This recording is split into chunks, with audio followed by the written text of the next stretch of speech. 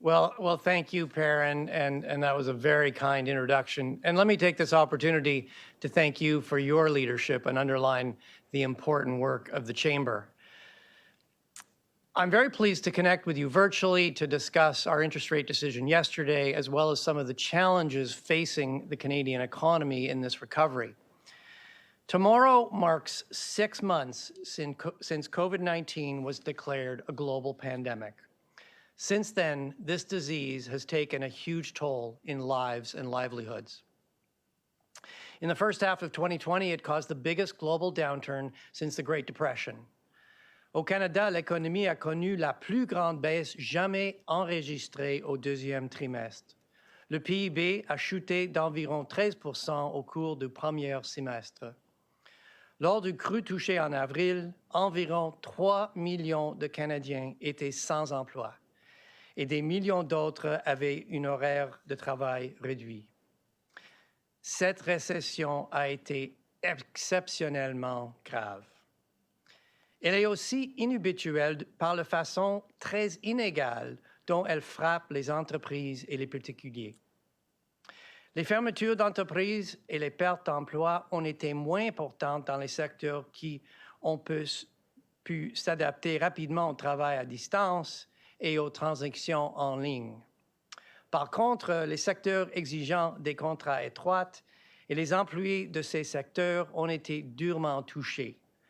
Il s'agit principalement des branches du secteur des services dont les travailleurs, souvent les femmes, des jeunes et des petits salaires, ont subi le gros de l'impact. As Canada's central bank, we set monetary policy to help create the conditions for broad-based growth and opportunity. Very uneven recessions tend to be longer and have a larger impact on the labor market. So uneven outcomes for some can lead to poorer outcomes for all. Thus, even if monetary policy cannot target specific sectors, it's important for us to understand the uneven impacts of this recession and to make policy decisions that support lasting, broad-based growth. Today, I'm going to talk about the uneven impact that COVID-19 is having on the different sectors and people, the role policy plays in boosting growth with benefits that can be widely shared, and Governing Council's decision yesterday to keep our policy rate unchanged and to maintain our quantitative easing program. Afterwards, I'll be very happy to take your questions and engage in a discussion. In our July monetary policy report, we saw the recession and recovery playing out in 3 phases: containment, reopening, and recuperation. We expected the strong growth of the reopening would give way to a slower and bumpier recuperation. And as a result, the economy would take a long time to get back to where it was at the end of 2019, before the pandemic. Data released since July suggests the bounce back has been a little stronger than we had anticipated. By August, almost 2 million jobs have been recouped. That's roughly 2/3 of the job losses through March and April. This is very encouraging. But the pandemic has put us in a very deep hole, and we still have a long climb ahead. For some sectors, the hole has been deeper, and the climb back will be longer. Fields where remote work is possible have generally not experienced widespread job losses. And essential workers, such as hospital staff, first responders, and grocery store employees, had to keep working despite the pandemic. We're very grateful to them. But workers in several service industries, such as restaurants, retail, travel, saw devastating job losses during the containment phase, and these sectors are recovering only slowly. Many of the businesses in these industries have closed, and many of those that have reopened are operating well below capacity. The latest data from Statistics Canada show that air transportation in June was still down 94% from February, and the food services industry was operating 40% below pre-pandemic levels. This unevenness across sectors is disproportionately affecting lower income jobs. Remote work tends to be possible in higher paying occupations. Jobs in service industries most affected tend to be lower paying, part-time, with fewer benefits. As you can see in this slide, job losses were much greater for workers at the low end of the income scale. These jobs tend to be held by women and youth. Women make up 47% of the labor force, but about 56% of the accommodation and food services sector. Young people aged 15 to 24 make up about 40% of that sector, more than 3 times their share of the labor force. Before the pandemic, the labor participation rate for women was closing in on the long-standing gap with men. This trend has reversed. You can see the relative change in participation rates in this slide, with men in blue and women in red. The difference is especially stark in the 15 to 24 age group. The female participation rate during the containment period, the female participation rate fell during the containment period and is not recovering as quickly as the male participation rate in most age groups. The closing of schools and daycares kept many parents at home, especially women, who tend to take on more of the responsibility for childcare. This slide shows the issue quite clearly. It compares the drop in hours worked between mothers and fathers with children of different ages. And you can see that from February to April, mothers saw their hours worked fall further than fathers did across all ages. Now let's look at the current situation. You can see that fathers have gained most of their lost hours, while the recovery for mothers is slower, no matter the age of the children. How quickly this can be turned around depends on the reopening of schools, how it plays out, and whether at-home learning arrangements allow parents to work. Les jeunes ont été particulièrement éprouvés par les pertes d'emploi et les réductions des heures de travail. À un certain moment, plus de la moitié de la main-d'œuvre potentielle dans ce segment de la population était sous-utilisée. Et parmi les jeunes travailleurs, les femmes ont été bien plus touchées que les hommes. Finally, although the data is not as complete for visible minorities and Indigenous peoples, available data suggests that these groups have fared worse during the pandemic than other Canadians. For example, Statistics Canada reported that in August, the unemployment rate for younger members of visible minorities is almost 15 percentage points higher than for other Canadian youth. Moreover, as of August, employment for Indigenous people living off reserve was still almost 9% below its February level, compared to just over 3% for non-Indigenous Canadians. Incomes have been much less affected than employment, thanks to government programs like CERB. And government wage support programs are helping workers stay connected to their employers. Many of the job losses from COVID-19 are temporary layoffs. Still, young people and women are more likely to have been laid off permanently. Take a look at this slide. It shows that from February to April, a larger proportion of women lost their job in a permanent layoff as compared to men. And when we break down job losses by age, we see permanent job losses were much more common among people aged 15 to 24 than those 25 and older. On average, people who are laid off permanently take twice as long to return to work as people on a temporary layoff. This risks long-term damage to their prospects. High unemployment for young people, for example, has been shown to have a lasting drag on their incomes. Now, we've known for years that good policy frameworks can help set up a virtuous cycle of sustainable growth with declining inequality. Over the past 40 years, Canada has done a better job than many advanced economies in promoting growth that is shared. This slide shows a measure of income inequality known as the Gini coefficient. The lower the Gini coefficient, the less inequality there is. You can see Canada is just below the OECD average in this measure, while the United States is near the top end of the range. So while Canada and the United States have seen almost identical average growth since about 1980, our growth has been achieved with less income inequality. Income inequality rose in many countries in the 1980s and 1990s, including in Canada. But in our case, it peaked about 2006 and has been trending down to stable since then, as you can see in this slide. Before the pandemic, years of strong labor market growth brought Canada's unemployment rate to the lowest in 4 decades. People who had given up looking for work found jobs and returned to the labor force. Unfortunately, the pandemic has undone these employment gains and more. Moreover, COVID may accelerate some of the global forces that are making growth less inclusive.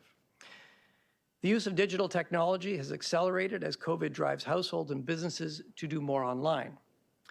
And like earlier waves of innovation, digitalization can be expected to lead to broad economic gains and higher living standards over time.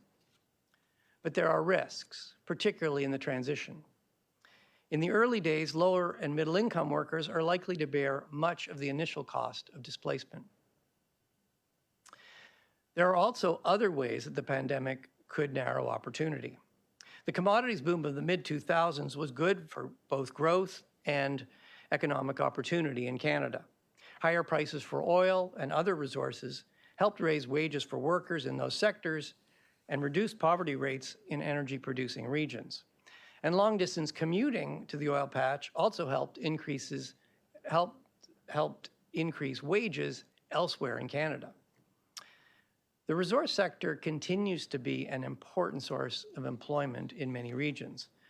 Lower global demand for oil, though, means investment and hiring in that industry is likely to remain weak, and some projects may never come back on stream. I hope by now you're convinced that this has been an exceptionally severe and also very uneven recession. And because of this, the fiscal and monetary policy responses have been unprecedented. Fiscal policy has taken the leading role, with the government scaling up existing programs and introducing entirely new ones to bridge Canadians through this sharp downturn. Measures like CERB and the wage support programs have replaced lost incomes, providing a cushion for families, especially low-income families. To help during the reopening of the economy, the government has extended its wage subsidy program and is changing CERB into an expanded employment insurance program. These programs are keeping workers connected to employers and the unemployed connected to the labor force, and that's supporting recovery. La Banque du Canada a également réagi à la crise économique avec rapidité et détermination. Nous avons abaissé le taux directeur pour l'établir à sa valeur plancher, qui est de 25 points de base.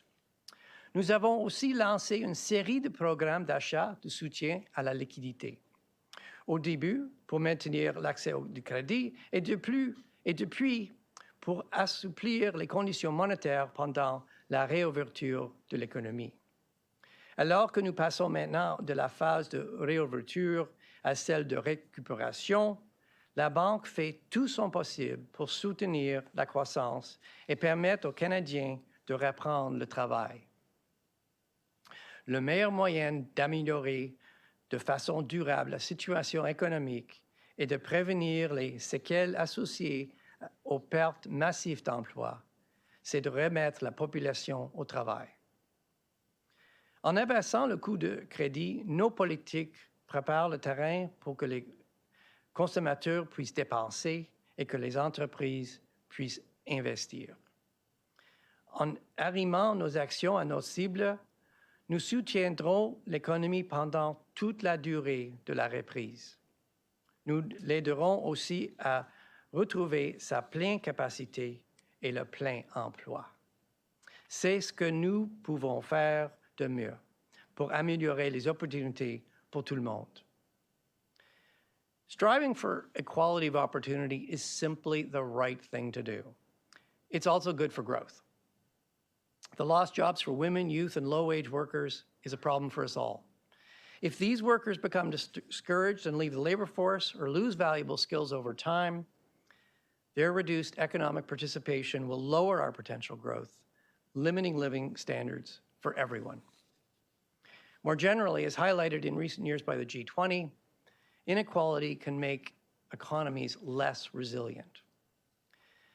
The Bank of Canada's policy framework is up for renewal next year, and we are already in the middle of a comprehensive review before COVID came along. As Senior Deputy Governor Carolyn Wilkins said recently, we are exploring different frameworks to compare how effectively they support price stability, and the economy and jobs. And this includes the distribution of income and wealth. We're asking Canadians to take part in an online survey called Let's Talk Inflation to tell us how changes in the economy are affecting them and their communities. This will inform our review and help us understand how monetary policy affects people and their economic decisions. Our experience with the pandemic gives us plenty to think about.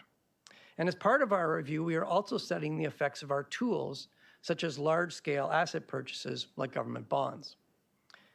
Along with many other central banks, we've been using this tool since March to stimulate the economy through a process known as quantitative easing, or as we call it, QE.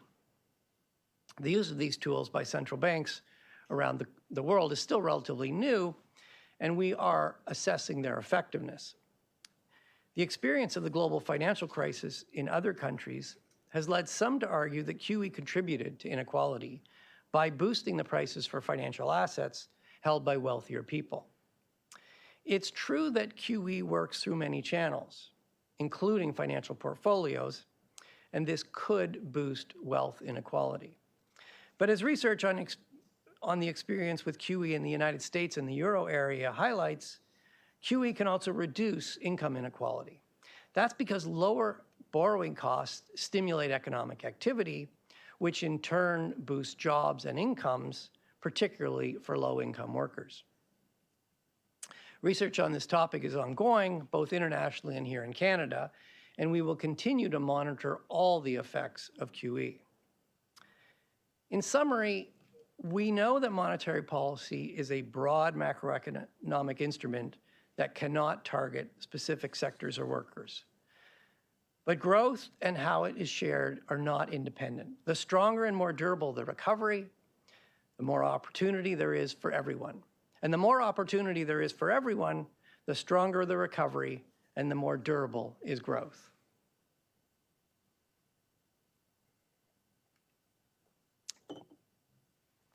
So let me now conclude with a few words about yesterday's policy announcement. In our deliberations, the Governing Council naturally spent a lot of time reviewing the latest incoming data. We saw that the Canadian and global economies are evolving largely in line with the scenario we laid out in July. After shrinking just over 13% in the first half of this year, the Canadian economy has bounced back even a little more strongly in the reopening phase than we had anticipated. Employment has rebounded, although as I've reviewed at length, this rebound has been uneven. L'économie bénéficie des mesures de soutien budgétaire considérables prises pour protéger les plus vulnérables, remplacer les revenus perdus et subventionner les salaires. La Banque a ajouté à cet effort en maintenant l'accès au crédit et en diminuant les coûts d'emprunt. Les baisses de taux directeurs combinées à notre programme d'assouplissement quantitatif ont aidé à réduire les taux d'intérêt pour tous les ménages et les entreprises depuis le bout de la pandémie. With credit markets functioning well, demand for our short-term liquidity facilities has declined, and uptake on our provincial and corporate bond programs has been relatively modest. The provincial and corporate bond programs will continue as announced, and the bank stands ready to adjust our short-term liquidity facilities as market conditions warrant. Well-functioning credit markets and considerable monetary policy stimulus have supported growth through the reopening phase. In fact, we've seen more household spending, particularly on goods and housing, than we were expecting, largely reflecting the release of pent-up demand. Exports are also recovering as foreign demand picks up, although they remain well below pre-pandemic levels. Despite this good news, members of the Governing Council still expect the recuperation phase to be slow and choppy. We don't expect the strong rebound we've seen in recent months to continue at the same pace in the months ahead. Business confidence and investment remain subdued. And more fundamentally, uncertainty about the future course of the pandemic will continue to restrain the economy, particularly in sectors that involve close contact. And the pandemic itself is accelerating several structural challenges, some of which I've already mentioned, to which the economy will need to adjust.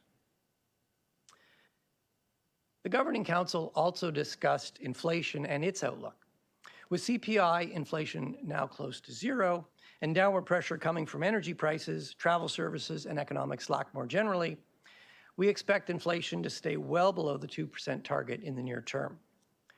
Our core measures have drifted lower, and this is consistent with the unused capacity in the economy. Nous pensons donc que pendant la transition de la réouverture à la récupération, des mesures de politique monétaire exceptionnelles devront continuer de soutenir l'économie. C'est de cette façon que nous pourrons favoriser le retour de l'économie à sa capacité et celui des gens sur le marché du travail. Le conseil de direction maintiendra le taux directeur à sa valeur plancher jusqu'à ce que les capacités excédentaires de l'économie se résorbent pour que la cible d'inflation soit atteinte de manière durable. Pour renforcer cet engagement et garder les taux d'intérêt bas sur tout le cours de rendement, la Banque poursuit ses achats à grande échelle d'actifs au rythme actuel. Ce programme d'assouplissement quantitatif sera maintenu jusqu'à ce que la reprise soit bien engagée et sera modulé de façon à procurer le niveau de détente monétaire nécessaire pour soutenir la reprise et atteindre notre objectif d'inflation. So we on Governing Council agreed that as the economy shifts from reopening to recuperation, it will continue to need extraordinary monetary policy support. This is how we can help bring the economy back to capacity and help people get working again. The Governing Council will hold the policy interest rate at the effective lower bound until economic slack is absorbed so that the inflation target is sustainably achieved. And to reinforce this commitment and keep interest rates low across the yield curve, the bank is continuing its large-scale asset purchase program at the current pace. This QE program will continue until the recovery is well underway and will be calibrated to provide the monetary policy stimulus needed to support the recovery and achieve our inflation objective. Thank you very much for your attention, and now I look forward to your questions.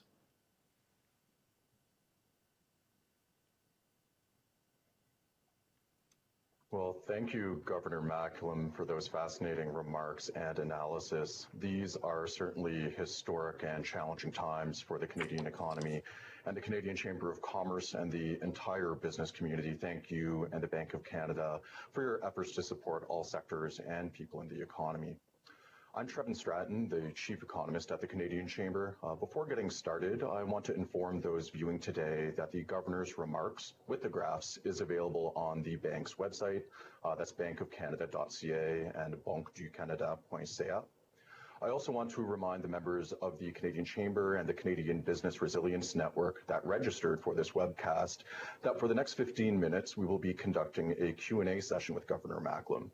So you can enter your questions in the online platform in English and French, and we will try to get through as many as possible in the time permitted.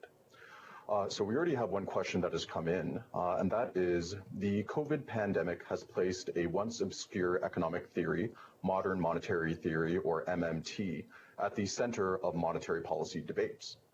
What are your thoughts on the main tenets of MMT, and do you side more with its proponents or with more mainstream economic theorists? Governor Macklem? You won't be surprised. I'm siding more with mainstream economic theorists. But as you suggested, Trevin, the fact that central banks, many central banks around the world, are engaging in large-scale asset purchases of government bonds is causing some people to talk more about MMT, and it's giving it a sort of superficial veneer of legitimacy. I want to emphasize a couple of things. First of all, our quantitative easing program is anchored in the achievement of our inflation target. As I think I was very clear, it's a part of our extended toolkit, and with our policy rate at the effective lower bound, we're using QE to support the recovery and get inflation back to target. So while there's some similarity in the tools of MMT, the objective is very different.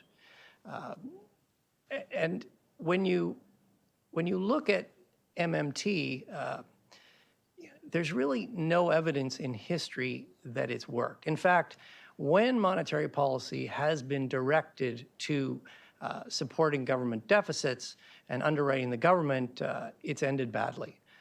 So yes, you can see I'm not a big fan. Thanks for that, Governor Macklem. We have another question that has come in. Celui-là est en français. Alors, vous avez participé récemment au symposium économique de Jackson Hole, où des dirigeants de banques centrales, des décideurs et des économistes se réunissent chaque année pour discuter des grands enjeux économiques à l'échelle mondiale. Quels sont les principaux points que vous avez retenus sur l'état de l'économie mondiale et quel niveau de coordination y a-t-il entre les banquiers centraux? D'accord. En termes de grandes lignes en Jackson Hole, je vais souligner trois choses. Premièrement, il y a une expérience assez commune entre les économies avancées. Nous avons tout avec l'expérience d'une forte réduction de PIB au premier semestre de cette année. Et nous tous, nous sommes maintenant dans la phase de réouverture et on voit une reprise très forte au Canada, aux États-Unis, en Europe. Mais mes collègues ont aussi souligné que la pandémie est avec nous, le virus est encore avec nous, l'incertitude est élevée et je pense que tout le monde pense que après cette forte croissance dans la phase de réouverture, le taux de croissance va diminuer. Deuxièmement, on voit quand on regarde le monde que l'expérience des pays émergents est plus mixte. En quelques-uns, la pandémie est presque arrêtée et leurs économies vont assez bien. En d'autres pays, par exemple, Brésil, Inde, la pandémie il est encore très fort et leurs économies ont plus d'effets de cette pandémie. Donc, et finalement, je pense que troisièmement, ces conférences et surtout les réunions internationales sont très utiles en comparer nos expériences. Quelques pays sont plus avancés que d'autres. On peut s'apprendre des expériences des autres. Au sujet de coopération internationale, pour les banques centrales, c'est très fort. Après beaucoup de réunions d'urgence, emergency meetings, en mars et en avril, maintenant, nos réunions régulières sont en train, comme tout le monde, sont en ligne, ne sont pas en personne. Dans les semaines passées, j'ai assisté à une réunion, des réunions organisées par le BRI en Bâle. Et oui, je trouve ces réunions très utiles. Nous tous, on utilise des différents outils, l'assouplissement quantitatif, mais l'implémentation dans les différents pays, c'est un peu différent et donc on peut beaucoup s'apprendre d'écouter l'expérience des autres. Merci, Gouverneur. And I imagine a lot of people will find that reassuring that there is that level of cooperation internationally. We have a third question here. What is the plan to combat inflation over the coming years? Would the Bank of Canada adopt the same stance as the Fed, being more inclined to allow inflation to run higher than usual before raising interest rates? And is there any appetite for negative interest rates? Okay, you packed a lot in that question. Let me try to take them in turn. First of all, let me congratulate my colleagues at the Fed on their revised policy statement with respect to their framework. I want to applaud the openness and transparency of the process, as well as I think it is an important evolution, represents an important evolution of inflation targeting. As I emphasized in the previous question, we're all learning from each other, and inflation targeting is no exception. Canada, we've been inflation targeting now for almost 30 years. And some of the things the Fed has done reflect things that we've been doing for some time. For example, they've moved to a regular review of their framework, something we've been doing for some time. And I think the clarifications they outlined in their framework exploit the flexibility of the framework, and that has been something that has been very much at the center of our reviews over time. With respect to this issue of average inflation targeting, or flexible average inflation targeting, as the Fed indicated, I think this is an interesting evolution of inflation targeting, and it is something we'll certainly be looking at closely. As I mentioned in my remarks, we are undertaking our own review of our inflation targeting framework. That got underway almost a year ago. A couple of weeks ago, we had a research conference outlining the results. And as I mentioned, we've been inflation targeting now for almost 30 years. And with that in mind, we felt it was time to do a really thorough review of the framework. And as part of that, there's a horse race looking at alternatives. One of those is average inflation targeting. And the preliminary results that were discussed last week and Carolyn Wilkins talked about, what they show is that there's no clear winner relative to inflation targeting. In circumstances, average inflation targeting has some benefits, but those benefits hinge importantly on people really understanding the regime, and that really comes down to the importance of listening to Canadians and communicating with Canadians. And as part of our review, we want to hear from Canadians. And as I mentioned in my remarks, a couple of weeks ago, we launched an online survey. It's called Let's Talk Inflation. And to every Canadian out there, I really hope you'll take 10 minutes, go on the Bank of Canada website, click on Let's Talk Inflation, fill out the survey, share it with your friends, share it with your parents, your kids. We want to hear from you. We want to hear from Canadians. How do price changes affect you? How does the economy affect you? And how are you making economic decisions? And that will feed into our review. Thanks, Governor Macklem, and that's a very important consultation. We certainly encourage everyone that's online today to fill that in as well. So the next question we have, and they're really rolling in now, is that they say never waste a crisis. Is this our opportunity to incentivize a green recovery and incentivize demand for green products produced in Canada, and perhaps further to products that support the SDGs or Sustainable Development Goals? Well, as we move forward, I think I'm talking to the Canadian Chamber of Commerce. I'm talking to the business community. It is going to be important to build the economy of the future. I think with respect to climate change, there's no question we're going to need to accelerate our own efforts to deal with this force. Climate change is accelerating, and we're going to have to pick up the pace if we're going to successfully meet this challenge. With respect to the Bank of Canada, it's going to be very important for us to understand how climate change and the response to it, and frankly the adaptation to climate change, because some effects are already irreversible. It's going to be very important for us to understand how that's affecting the Canadian economy and the Canadian financial system.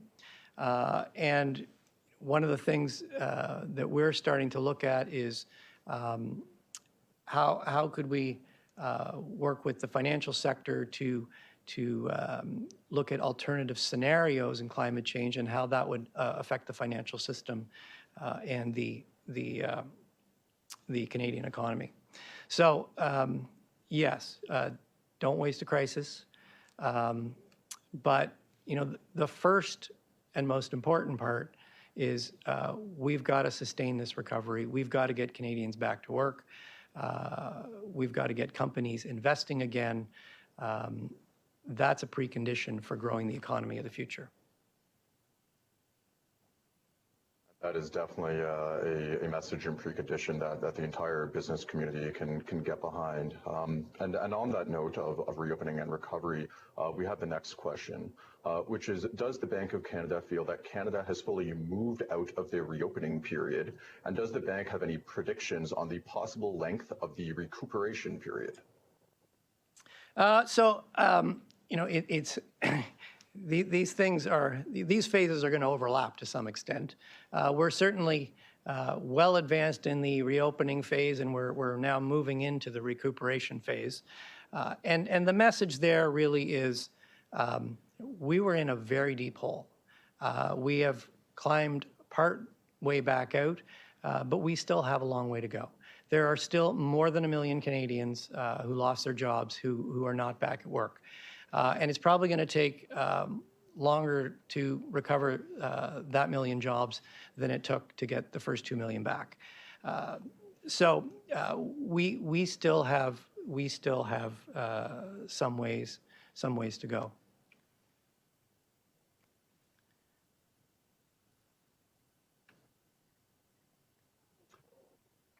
Well, unfortunately, that's all the time that we have for the Q&A session. Once again, Governor Macklem, thank you for taking the time to address the Canadian Chamber of Commerce.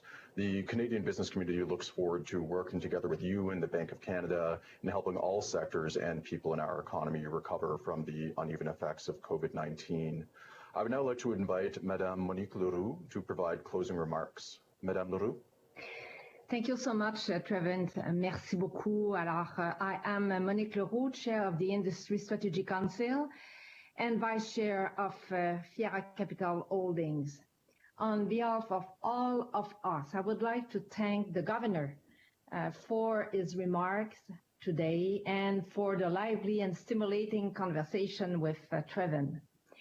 Merci beaucoup, Monsieur le Gouverneur, de vos propos. J'ai eu le bonheur de vous connaître lorsque j'étais présidente du Mouvement des Jardins et c'était durant une autre crise, la crise financière de 2008-2009, et j'ai pu apprécier à ce moment-là votre compréhension des enjeux et surtout votre approche extrêmement dynamique et constructive à identifier et à mettre en œuvre des solutions.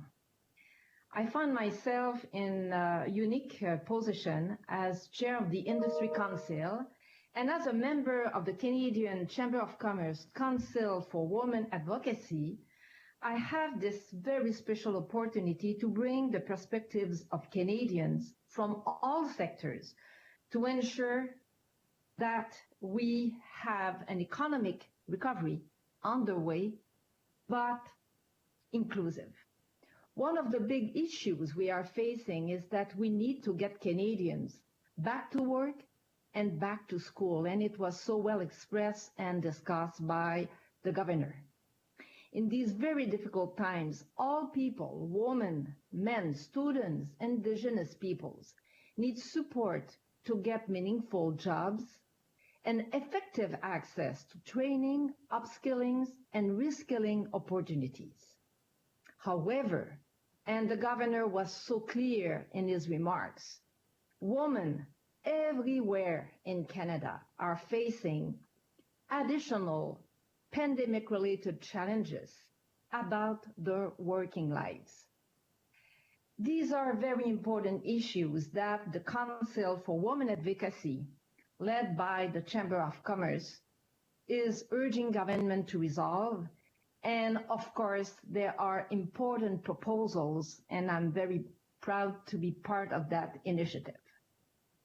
Je tiens à remercier la Chambre de commerce du Canada et son président, M. Parental, pour la contribution aux travaux du Conseil sur la stratégie industrielle et plus globalement pour l'économie canadienne. Et je tiens aussi à remercier plusieurs d'entre vous avec qui nous avons parlé durant cette période de consultation cet été. Merci beaucoup de vos recommandations et de vos remarques sur l'économie canadienne. En conclusion, I want to thank again the Governor. Your role and the role of the bank are very important and critical. But one thing that we know is that we can be assured that we have full confidence in the work that you are doing and that we are in very good hands and that you will lead us safely during this exceptional period of uncertainty. Merci beaucoup, Monsieur le Gouverneur. Merci, Monique, pour votre confiance et merci pour votre leadership au sujet du Conseil stratégique. Et à tous les membres du Chambre, merci beaucoup pour l'invitation. C'est un grand plaisir.